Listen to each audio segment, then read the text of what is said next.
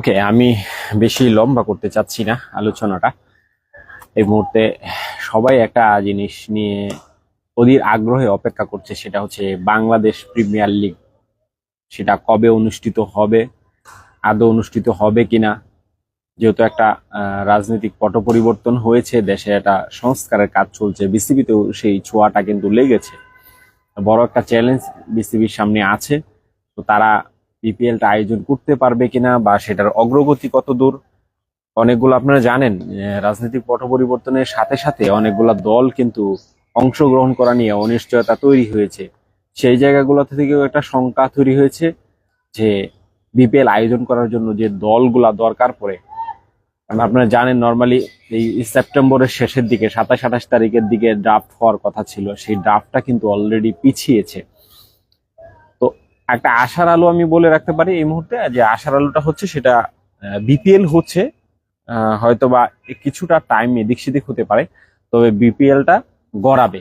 Bangladesh premier league, যেটা সবচেয়ে বাংলাদেশের সবচেয়ে জমজমাট আসর, সেটা গড়াবে। কিন্তু সেখানে দল কারা থাকবে, কোন কোন দলগুলো অংশগ্রহণ করবে, এর আগে যে দলগুলো অংশগ্রহণ করতো তাদের ভবিষ্যৎ কি হবে, তারা অংশগ্রহণ করতে পারবে কিনা, বা কারা কারা পারতেছে অংশগ্রহণ করতে, একটা বিস্তর অভিযোগ কিন্তু আছে যে অনেকগুলো ফ্রাঞ্চাইজি আছে যারা বিদেশি ক্রিকেটার থেকে শুরু করে দেশি ক্রিকেটার, অনেক ক্রিকেটারকে তাদের যে পারিশ্রমিক সেটা শতভাগ দেয়নি। সেই সংখ্যাটাও আছে। সেই জায়গা থেকে কিছু দল বাদ পড়ে যাচ্ছে ইতিমধ্যে, আমরা যেটা জানতে পেরেছি। এবং এর আগে আপনারা জেনেছেন যে বিপিএল এ বিভিন্ন সময় বিভিন্ন নামে বিভিন্ন বিভাগের টিম কিন্তু এসেছে, বিভিন্ন গ্রুপের কোম্পানিগুলা তাদের নিজস্ব নাম পছন্দ করে কিন্তু তারা ফ্র্যাঞ্চাইজি কিনেছে। সেই যে পট পরিবর্তন যেটা হয়েছে, একের পর এক পট পরিবর্তনে, সেখানেও কিন্তু একটা পরিবর্তন এসেছে। আর কোন কোন দলগুলা আসলে এই মুহূর্তে নিশ্চিত যারা বিপিএল খেলতে পারছে, বা এখন পর্যন্ত যাদের সাথে বাংলাদেশ ক্রিকেট বোর্ডের কর্মকর্তা যাদের সাথে আলোচনা করেছেন বা বসেছেন, সেখানে বড় কিছু পরিবর্তন আছে। এবং সেই পরিবর্তনগুলো আসলে কি কি এবং কেন নতুন দল আসতেছে, কাদের আসার সম্ভাবনা প্রখর, সেটা কিন্তু আজকে মোটামুটি নিশ্চিত হয়ে যাবে। হয়তোবা বিকাল সন্ধ্যার মধ্যে একটা অফিসিয়াল ঘোষণাও চলে আসবে যে কোন 7টা দল আসলে অংশগ্রহণ করছে। অর্থাৎ এই আসন্ন বিপিএল এ কোন দলগুলো অংশগ্রহণ করছে, সাবেক হিসেবে কোন দলগুলো অংশগ্রহণ করছে, এবং নতুন কোন দলগুলো আসার সুযোগ রয়েছে, সেই জিনিসটা নিয়ে কিন্তু একটা যে দুয়াশা আছে, সেই দুয়াশাটা আমি এই মুহূর্তে আপনাদের একটু ক্লিয়ার করার চেষ্টা করি। যে প্রথমে আমি বলি যে দলগুলা এই মুহূর্তে কোয়ালিফাইড, বা যারা এই চলতি বিপিএল এর সামনে যে বিপিএলটা আসতেছে 24-25, যে বিপিএল ডিসেম্বরে অনুষ্ঠিত হওয়ার কথা, সেই বিপিএল এ কারা নিয়মিত থাকছেন গত আসরে, তাদের মধ্যে অন্যতম দল সেটা হচ্ছে সিলেট স্ট্রাইকার্স, ফরচুন বরিশাল এবং খুলনা টাইগার্স। এই 3টা দল একদম নিশ্চিতভাবে থাকছেন। অর্থাৎ এই 3টা দলের বাহিরে যে 4টা দল হবে, সেই 4টা দল নিয়ে কিন্তু অনেক বেশি শঙ্কা আছে। এই শঙ্কার জায়গাগুলোতে কারা নতুন যোগ দিয়েছেন, কারা আসতে চাচ্ছেন, সেটা আমি একটু যদি বলি। আপনারা ইতিমধ্যে জেনেছেন যে ঢাকার যে দলটা ছিল, দুর্দান্ত ঢাকা নামে গত আসরে যারা খেলেছে, সেই দুর্দান্ত ঢাকা কিন্তু এই মুহূর্তে আসলে অংশগ্রহণ করতে পারছে না এই বিপিএল এ। তারা এই যে দলটা আছে, সেই দলটার নাম পরিবর্তন হবে, মালিকানা পরিবর্তন হবে, এবং সেই মালিকানায় কে আসতেছেন সেটা আপনারা কিছুটা হলেও সামাজিক যোগাযোগ মাধ্যমে আপনারা দেখতে পেয়েছেন যে শাকিব খান, চিত্রনায়ক যে শাকিব খান, তার যে কসমেটিক্স ব্র্যান্ড আছে, সেই কসমেটিক্স ব্র্যান্ডের নামে কিন্তু তিনি এই বিপিএল এ দল কিনতে চাচ্ছেন, এবং তারা এই বিপিএল এ অংশগ্রহণ করতে চাচ্ছেন। সেই জন্য তারা কিন্তু অনেক আগে থেকেই মোটামুটি সোচ্চার রয়েছেন, দৌড়াদৌড়ি করছেন।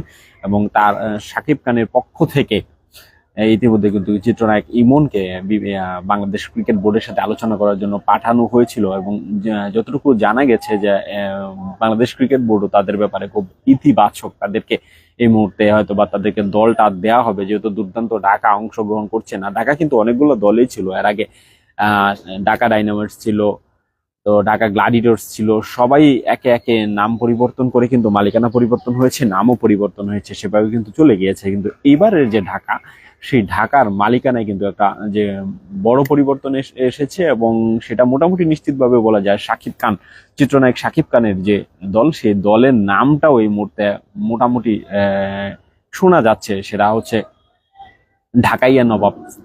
ঢাকাইয়া নবাবস নামে সম্ভবত এই ঢাকা প্রিমিয়ার এই যে বিপিএল আছে, চলতি বিপিএল সামনে যে অনুষ্ঠিত হবে, সেই বিপিএল এ শাকিব খান, চিত্রনায়ক শাকিব খানের দলের নাম এটা হতে পারে। এবং সেটা যদি 4 নাম্বার দল হয়, তাহলে 5 নাম্বার দলটাকে আমরা একটু জানিয়ে রাখি যে কুমিল্লা ভিক্টোরিয়ান্স।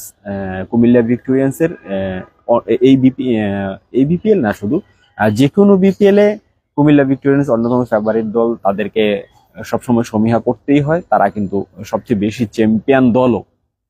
তো সেই কুমিল্লা ভিক্টোরিয়ান্সের অংশগ্রহণ করা কিন্তু অনেকটাই অনিশ্চিত, কারণ আপনারা জানেন কুমিল্লা ভিক্টোরিয়ান্সের যে মালিক নাফিসা কামাল, তার বাবা ছিলেন সাবেক একজন অর্থমন্ত্রী, আওয়ামী লীগ সরকারের একজন অর্থমন্ত্রী ছিলেন এবং সাবেক এমপি। এই তার বাবার যেহেতু ওই রাজনৈতিক পট পরিবর্তনের কারণে তারা যেহেতু দেশ থেকে আসলে এই মুহূর্তে আত্মগোপনে আছেন, দেশের বাহিরে অবস্থান করছেন, তো এই মুহূর্তে তাদের জন্য আসলে দলটা চালানো খুব বেশি ডিফিকাল্ট, তারা এটা চালাতে পারছেন না। এই জন্য কুমিল্লা ভিক্টোরিয়ান্সের নামে কোনো দল সম্ভবত আসলে থাকছে না এই বিপিএল এ। এখন পর্যন্ত যেটুকু নিশ্চিত জানা গেছে, সেটা কুমিল্লা ভিক্টোরিয়ান্স নামে কোনো দল এই বিপিএল এ অংশগ্রহণ করছে না। তাহলে 4 নাম্বার দলের কথা বললাম, 5 নাম্বার দল কুমিল্লা ভিক্টোরিয়ান্স যদি না থাকে, তাহলে আসলে কে সেই জায়গায় কে আসবে? আমরা যতদূর জেনেছি রংপুর রাইডার্স কিন্তু পার্টিসিপেট করবে, বসুন্ধরা গ্রুপের যে প্রতিষ্ঠান, সেই রংপুর রাইডার্স। যদিও একটা গুঞ্জন ছিল যে রংপুর রাইডার্স এর ফুটবলে যে দলটা ছিল শেখ জামাল ধানমন্ডি ক্লাব, সেটাকে কিন্তু তারা ইতিমধ্যে গুটিয়ে নিয়েছিল এই রাজনৈতিক পট পরিবর্তনের সাথে সাথে। কিন্তু বিপিএল থেকেও তারা সেই দলগুলাকে তাদের রংপুর রাইডার্স থেকে গুটিয়ে নিবে কিনা, সেটার একটা গুঞ্জন ছিল, অনেকে আশঙ্কা করছিল হয়তো বা বিপিএল থেকেও তারা সরে দাঁড়াবে। কিন্তু শেষ মুহূর্তে যেটুকু জানা গিয়েছে, সেটা রংপুর রাইডার্স থাকছে। নতুন দল হিসাবে যদি আমরা বলি, তাহলে নতুন কারা আসছে? চট্টগ্রাম চ্যালেঞ্জার্সের নাম আপনারা শুনেছেন, যে চট্টগ্রাম চ্যালেঞ্জার্স বেশ কয়েকটা আসর যাবত নিয়মিত আসলে অংশগ্রহণ করছে, কিন্তু তাদের বেশ কিছু অনিয়ম এবং দুর্নীতির অভিযোগ তাদের বিরুদ্ধে আছে, এবং ক্রিকেটারদের পারিশ্রমিক তাদের ঠিক সময়ে না পরিশোধ করার কিন্তু একটা বড় অভিযোগ কিন্তু আছে। বিশেষ করে বিদেশি ক্রিকেটার যারা তাদের গত বিপিএলেও খেলেছেন, তাদের পারিশ্রমিক তারা সম্পূর্ণ এখনো পরিশোধ করেননি। তারা কিন্তু ওই ফিকাতে অভিযোগ দাখিল করেছেন, এবং তারা বাংলাদেশ ক্রিকেট বোর্ডের সাথে যোগাযোগ করেছেন, এবং ক্রিকেট বোর্ড তাদের পারিশ্রমিক আদায় করে দেওয়ার যে লিয়াজুটা, সেটা করার চেষ্টা করছেন। সুতরাং বলা যায় যে চট্টগ্রাম চ্যালেঞ্জার্সের এই বিপিএল এ অংশগ্রহণ করা অনেকটাই অনিশ্চিত, কারণ বিপিএল এর গভর্নিং বডি যারা আছেন এবং বোর্ড পরিচালক যারা আছেন, তারা অনেকটাই আসলে পজিটিভ না চট্টগ্রাম চ্যালেঞ্জার্সের ব্যাপারে, কারণ তাদের বিরুদ্ধে অনেক অনিয়মের অভিযোগ কিন্তু আছে। তাহলে চট্টগ্রাম চ্যালেঞ্জার্স যদি না থাকে, তাহলে চট্টগ্রামের দলটা আসলে কে পাচ্ছে? চট্টগ্রামের দল আপনারা জানেন, চট্টগ্রাম ভাইকিংস এবং নামেও কিন্তু একটা দল এর আগে অংশগ্রহণ করেছিল। তাদের মালিকানায় আসলে ফেরত যাওয়ার একটা সুযোগ কিন্তু এসেছে। সাকা চৌধুরী, সালাউদ্দিন চৌধুরীর যে ভাতিজা, তার যে দলটা ছিল চট্টগ্রাম ভাইকিংস, সেই চট্টগ্রাম ভাইকিংস এর ফেরত আসার একটা প্রবল সম্ভাবনা কিন্তু রয়েছে। তারা আলোচনা করছেন বিভিন্ন মহলের সাথে, এবং বাংলাদেশ ক্রিকেট বোর্ডের সাথেও তারা বসেছেন।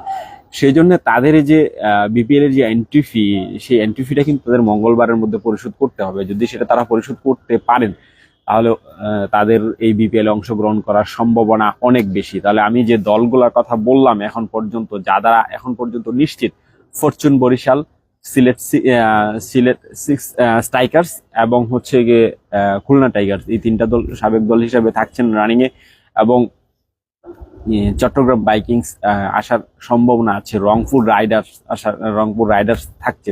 5টি দল হয়েছে, 5টি দলের বাইরে আরো 2টি দল কিন্তু এখানে অংশগ্রহণ করবে। সেই 2টি দলের মধ্যে রাজশাহী কিংস কিন্তু তাদের কামব্যাক করার চেষ্টা করছে, কারণ বেশ লাস্ট 2টা বিপিএল এ কিন্তু রাজশাহী কিংসকে দেখা যায়নি। বিভিন্ন দল শেষ পর্যন্ত গুছিয়ে কিন্তু তারা আসতে পারেনি, সেই জন্য তাদের কিন্তু একটা না আসার একটা প্রবল সম্ভাবনা আসলে তৈরি হওয়ার কারণেই তারা আসতে পারেনি। এবং এই বিপিএল এ কিন্তু তারা বেশ জোরালো ভাবেই সেটার দাবিদার। তো রাজশাহী কিংস আসলে এখানে ব্যাক করছে। রাজশাহী কিংস যদি এখানে ব্যাক করে তাহলে মোটামুটি ধরে নেওয়া যায় যে 7টা দল একদম হয়ে যাচ্ছে। কারণ ঢাকার মালিকানা যদি চিত্রনায়ক শাকিব খান নিয়ে নেন, সেখানে একটি দল হচ্ছে রাজশাহী কিংস যদি ব্যাক করে, সেখানেও আরেকটি দল হচ্ছে চট্টগ্রাম বাইকিংস সাবেক দল হিসেবে যদি কামব্যাক করে, তাহলে 3টি দল হচ্ছে এবং 4টি দল রংপুর রাইডার্স সাবেক 4টি দল যারা নিয়মিত অংশগ্রহণ করছে। চট্টগ্রাম কে বাদ দিয়ে আমরা চট্টগ্রাম বাইকিংস এর কথাই বলছি এই মুহূর্তে, কারণ চট্টগ্রাম চ্যালেঞ্জারদের যে মালিক আছেন তাদের সাথে যে আলোচনা হয়েছে, আমরা যতদূর জেনেছি যে মোটামুটি তাদের ব্যাপারে আসলে বাংলাদেশ ক্রিকেট বোর্ড খুব বেশি পজিটিভ না। কারণ যখন আপনি বিদেশি ক্রিকেটারদের পারিশ্রমিক 1 বছর আগে তারা খেলেছেন, এখনো যখন আপনি তার পারিশ্রমিক পরিশোধ করেননি, তার মানে তার আপনার সম্পর্কে নেতিবাচক ধারণা হওয়ার সুযোগ অনেক বেশি। আপনি কিন্তু দেশের ভাবমূর্তি আসলে নষ্ট করছেন, ক্ষুণ্ণ করছেন।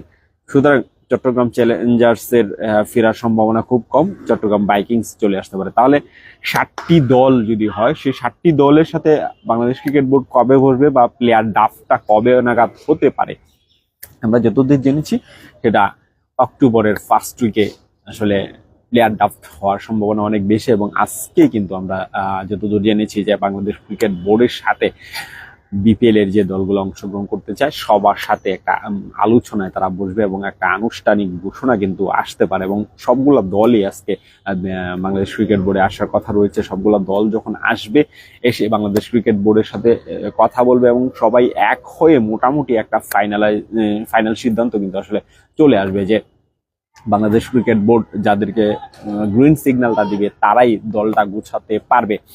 সুতরাং বলা যায় সাবেক 4টা দল রংপুর রাইডার্স, বর্তমান champion Fortune Barishal, Sylhet strikers এবং খুলনা টাইগার্স, এই 4টা দল মোটামুটি নিশ্চিত তারা এই বিপিএল এ অংশগ্রহণ করছে। কিন্তু বাকি যে 3টা দল, সেখানে ঢাকার মালিকানা চিত্রনায়ক শাকিব খানের কাছে চলে আসতেছে এবং এটা মোটামুটি নিশ্চিত বলা যায়। এবং চট্টগ্রাম বাইকিংস আসার সম্ভাবনা রয়েছে এবং বিপিএল এ কামব্যাক করতেছে রাজশাহী কিংস। টানা যে লাস্ট 2টা বিপিএল কিন্তু তারা অংশগ্রহণ করতে পারেনি, এবার তাদের কাছে একটা সম্ভাবনা রয়েছে। এবং বাদ পড়ছে আসলে এই মুহূর্তে কুমিল্লা ভিক্টোরিয়ান্স এর ব্যাপারে আসলে এখন পর্যন্ত আমরা যতদূর জেনেছি যে তাদের পরিচালনা পরিষদে যারা আছেন, আমি আগেও বলেছি যে তারা যেহেতু নাফিসা কামাল, তার বাবা আসলে বিগত আওয়ামী লীগ সরকারের রাজনীতির সাথে সক্রিয় ছিলেন, তিনি সাবেক অর্থমন্ত্রী ছিলেন এবং সাবেক এমপিও ছিলেন আওয়ামী লীগের। সুতরাং তারা এই মুহূর্তে আসলে আত্মগোপনে আছেন, দেশের বাইরে অবস্থান করছেন। সেই দেশের বাহির থেকে আসলে দল পরিচালনা করাটা অনেক বেশি ডিফিকাল্ট। তারা নিশ্চয়ই সেটা হয়তোবা পারবেন না, বা এই যে সিচুয়েশন, সেই সিচুয়েশনে হয়তোবা তারা আসতে চাইবেন না। এই জন্য তাদের আসার সম্ভাবনা আসলে খুবই ক্ষীণ, তারা হয়তোবা আসবেন না। সুতরাং বলা যায় যে কুমিল্লা ভিক্টোরিয়ান্স নামে আসলে কোনো দল এই বিপিএল এ অংশগ্রহণ করছে না। এবং এর আগের বিপিএল এ যারা প্লেয়ারদের পারিশ্রমিক নিয়ে ঝামেলা করেছে, অর্থাৎ চট্টগ্রাম চ্যালেঞ্জার্সের কথা বলছি, ও বিভিন্ন অনিয়মের অভিযোগ তাদের বিরুদ্ধে আছে, সেই চট্টগ্রাম চ্যালেঞ্জার্সকেও আসলে জেরে ফেলছে বাংলাদেশ ক্রিকেট বোর্ড। অর্থাৎ সংস্কারের যে ছোঁয়া, সেই সংস্কারের ছোঁয়া কিন্তু বিপিএলও লেগেছে।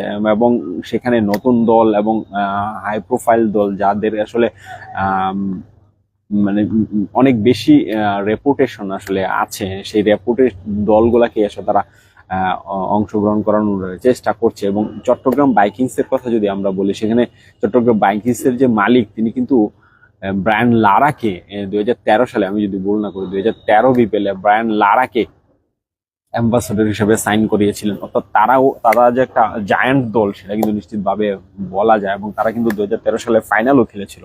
অর্থাৎ অন্যতম একটা জাঁকজমকপূর্ণ বিপিএল কিন্তু হতে যাচ্ছে বিশেষ করে এই বিপিএল।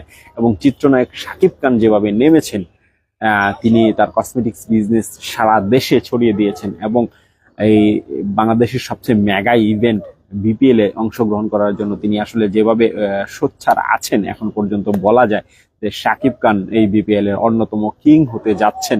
চিত্রনায়কের কিং এখন বিপিএল এর কিং হতে যাচ্ছেন। এবং তিনি যে দলটা করলে অনেক হাই প্রোফাইল দল হবে বা শক্তিশালী একটা দল হওয়ার সম্ভাবনাও আছে। এবং আমরা আরেকটা জিনিস যেটুকু জেনেছি, যদি শাকিব খান দল পান, সেই দলের যে নামটা হবে সেটা ঢাকাইয়া নবাবস, সম্ভবত এখন পর্যন্ত যেটা গুঞ্জন চলছে ঢাকাইয়া নবাবস হবে, এবং সেটার আইকন ক্রিকেটার হতে পারেন মেহেদী হাসান মিরাজ। সেক্ষেত্রে কপাল ফুটতে পারে ফরচুন বরিশালে, কারণ তিনি ফরচুন বরিশালকে চ্যাম্পিয়ন করেছেন গত আসরে।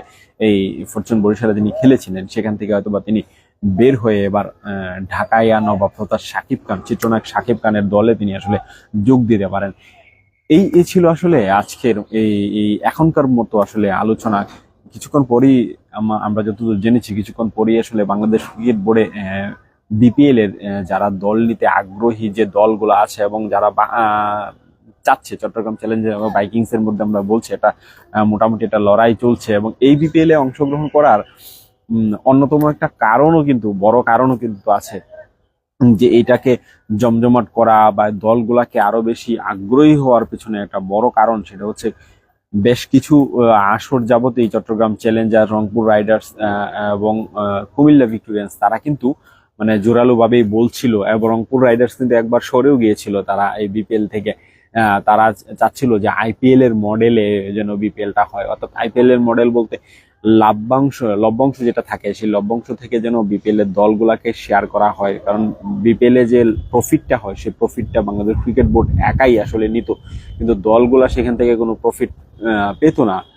অর্থাৎ স্পন্সরশিপ বা অন্যান্য জায়গা থেকে যে বাংলাদেশ ক্রিকেট বোর্ড যে লাভটা করে, সেই লাভের একটা অংশ আসলে দলগুলো চাচ্ছিল। আইপিএল কিন্তু সেই মডেলেই আসলে চলে, প্রত্যেকটা দল কিন্তু আইপিএল এর যে লভ্যাংশ সেটা কিন্তু পান, কিন্তু বাংলাদেশ ক্রিকেট কিন্তু বা বিপিএল এ কিন্তু সেটা সেই প্রচলনটা ছিল না। এবার থেকে আসলে সেটা শুরু হয়েছে, অর্থাৎ সংস্কারের যে ছোঁয়া সেটাও কিন্তু লেগেছে। বিপিএল এর বর্তমান যে চ্যাম্পিয়ন ফরচুন বরিশাল, তারা কিন্তু ইতিমধ্যে 30% লভ্যাংশ চেয়েছেন, যদিও বাংলাদেশ ক্রিকেট বোর্ডের পক্ষ থেকে এখনো আসলে সেইভাবে কিছু জানানো হয়নি, তবে লভ্যাংশ শেয়ার করতে তাদের কোনো আপত্তি নেই, সেটা কিন্তু তারা আসলে জানিয়েছেন। কত পার্সেন্ট লভ্যাংশ শেয়ার করবেন সেটাও আসলে ডিক্লারেশন হয়ে যাবে, এবং প্লেয়ার ড্রাফট, বিপিএল এর যে প্লেয়ার ড্রাফট, সেই প্লেয়ার ড্রাফটটা আসলে অক্টোবরের ফার্স্ট উইকে হওয়ার সম্ভাবনা অনেক বেশি, কারণ সেপ্টেম্বরের 27 তারিখে যেটা হওয়ার কথা ছিল সেটা সম্ভবত আর হচ্ছে না, অর্থাৎ 4-5 দিন পিছিয়ে অক্টোবরের ফার্স্ট উইকে হবে, এবং ডিসেম্বরের যে শিডিউলটা, বিপিএল এর যে শিডিউলটা, সেটা হয়তো বা 4-5 দিন এগিয়ে আসতে পারে, একটা গুঞ্জন আছে। সেই আলোচনাগুলো আপনারা আসলে জেনে যাবেন, বাংলাদেশ ক্রিকেট বোর্ডের অফিসিয়ালস যারা আছেন তারা সেইগুলা অফিসিয়ালি যখন আমাদেরকে জানাবেন, তখন আমরা আপনাদেরকে জানিয়ে দিতে পারবো, আপনারাও জানবেন যে আসলে কি হচ্ছে বাংলাদেশ ক্রিকেট বোর্ডে। ওভারঅল আসলে বলা যায় বাংলাদেশ ক্রিকেট বোর্ড যে সংস্কারের যে উদ্যোগটা নিয়েছে, সেই ছোঁয়াটা কিন্তু তাদের লেগেছে, অর্থাৎ ফ্রাঞ্চাইজিদের তাদের দাবি যেটা ছিল সেটা মেনে নিচ্ছে, এবং বিপিএলটাকে আরো কিভাবে জাঁকজমকপূর্ণ করা যায়, অংশগ্রহণমূলক জাঁকজমকপূর্ণ করা যায়, সেদিকে কিন্তু আসলে তারা নজরটাও দিচ্ছে। আপনাদের যদি কোনো প্রশ্ন থাকে, কোনো কিছু জানতে চান বিপিএল সংক্রান্ত বা বাংলাদেশ ক্রিকেট সংক্রান্ত কোনো কিছু প্রশ্ন যদি থাকে, তাহলে অবশ্যই আমাদেরকে জানাতে পারেন, আমরাও আসলে চেষ্টা করব সেই উত্তরগুলা দেওয়ার।